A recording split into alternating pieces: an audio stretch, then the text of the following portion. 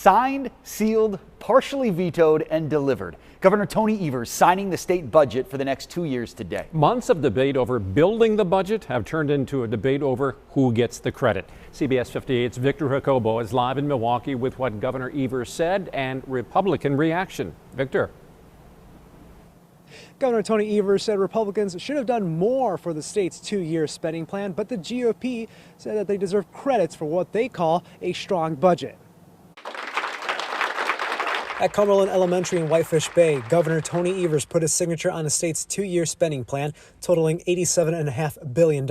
This budget leaves much unfinished business, and there is always more work to do. While Evers wanted more out of the GOP-authored budget, he said a veto of the entire budget was not an option because of potentially losing out on billions in federal help. At the end of the day, vetoing this budget in its entirety would have meant not only jeopardizing those investments that I just mentioned, but also likely causing our kids in schools to lose $2.3 billion in federal funds. The highlights of the budget include a historic $2 billion income tax cut, restoring 2/3 funding for schools, and giving the green light to major infrastructure projects around the state. He was forced to accept our budget. I'm glad that it's signed into law, but as my colleague said, there are dramatic errors in the budget. Republicans said they were disappointed in the governor's 50 partial vetoes and their effects. GOP leaders also criticized the governor taking credit for the tax cut in the budget, which they wrote after tossing out Evers' original proposed budget earlier this year. But at the end, after he was boxed in and basically forced to accept a Republican budget,